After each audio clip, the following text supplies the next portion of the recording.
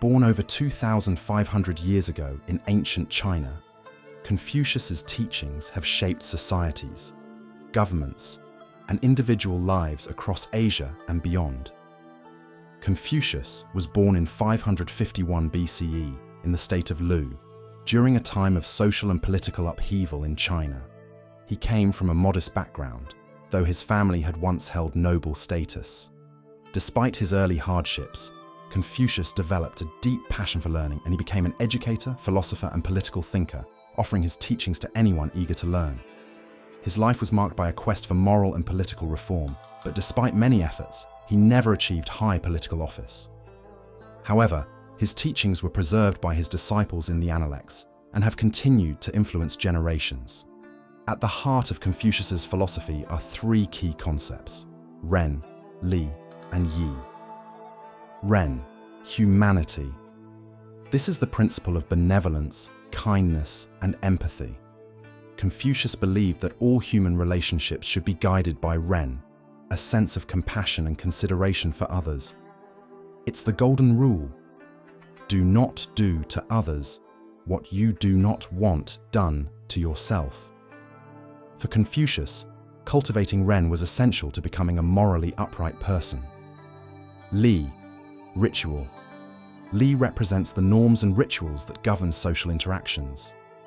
These are not just formal ceremonies, but also the everyday manners and customs that help maintain harmony in society. For Confucius, practicing Li means respecting social roles and fulfilling duties to family, society, and the state. The order created by Li reflects a deeper moral order in the universe. Yi, justice. Yi is about doing what is morally right, even when it is difficult. It emphasizes integrity and righteousness in all actions, particularly in leadership and governance. Confucius believed that a just and virtuous ruler would naturally inspire his subjects to be moral, without the need for harsh laws or punishment. Together, these concepts form the foundation of a harmonious society, where individuals act with kindness, respect, and moral clarity. One of Confucius's most revolutionary ideas was his emphasis on education, not just for the elite, but for everyone. He believed that education was the key to personal development and the cultivation of virtue. For Confucius, learning was not just about acquiring knowledge, it was about improving oneself morally and spiritually. He famously said, "By nature, men are nearly alike. By practice, they get to be wide apart." This means that while we are all born with similar potential, it is through education and practice that we cultivate virtue and become truly wise.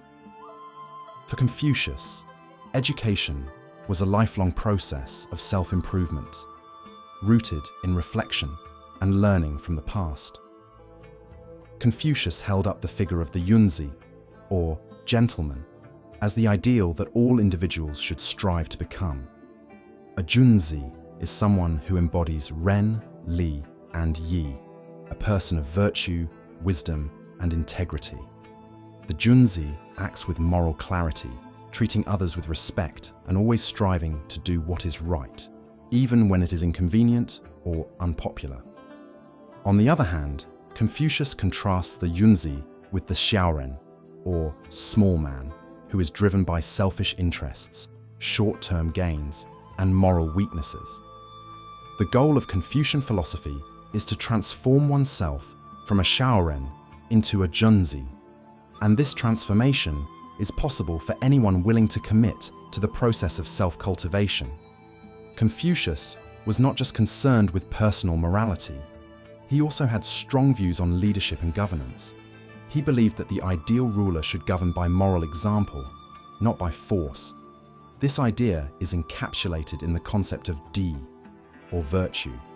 A ruler who possesses Di will naturally inspire loyalty and respect in his subjects, creating a harmonious and prosperous society.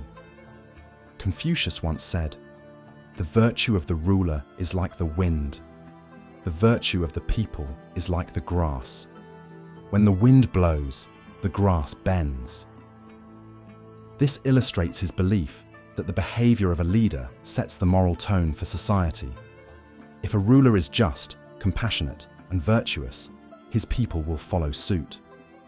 Conversely, if a ruler is corrupt, society will descend into chaos. One of the most important aspects of Confucian philosophy is its emphasis on the family as the cornerstone of social order. Confucius placed great importance on xiao, or filial piety, which is the respect and care that children owe to their parents and ancestors. He believed that the harmony of the family unit was essential for the harmony of the state. For Confucius, xiao was not just a private virtue, it was the foundation of public morality. If individuals learn to respect and care for their families, they will naturally extend that respect to society at large.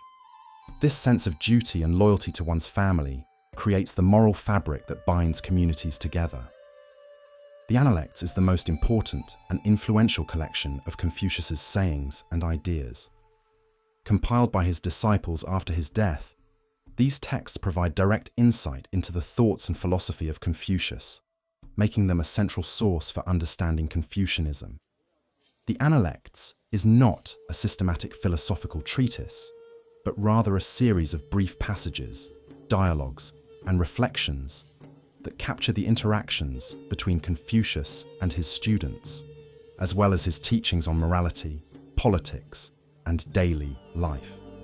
The Analects consists of 20 books, each containing a variety of sayings attributed to Confucius, along with dialogues between him and his disciples. The topics covered are diverse, ranging from personal virtue to governance and education.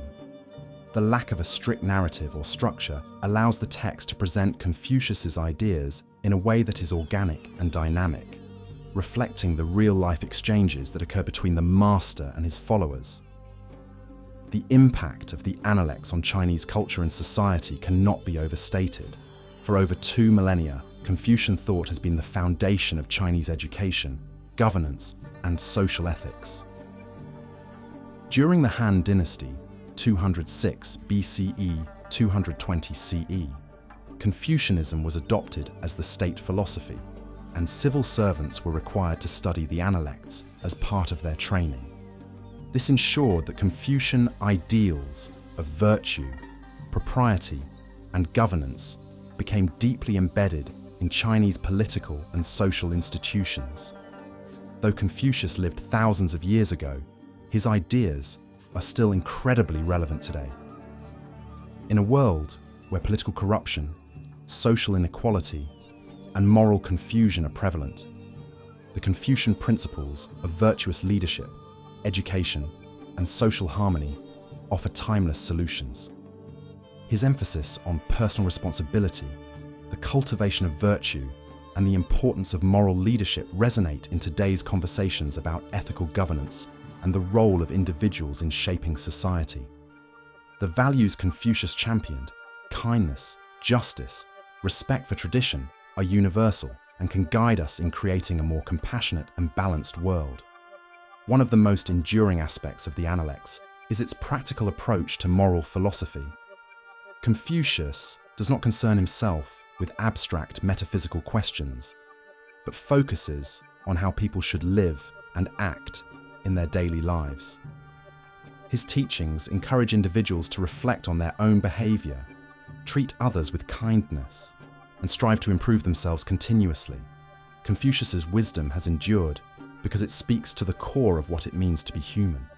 His teachings remind us that true virtue begins within, and that by cultivating kindness, justice, and integrity, we can not only improve ourselves, but also contribute to the greater harmony of society. Whether through education, leadership, or personal relationships, the path laid out by Confucius remains as relevant today as it was in ancient China. If you enjoyed this video, don't forget to leave a like and subscribe. Feel free to share your thoughts in the comments, and as always, see you next time.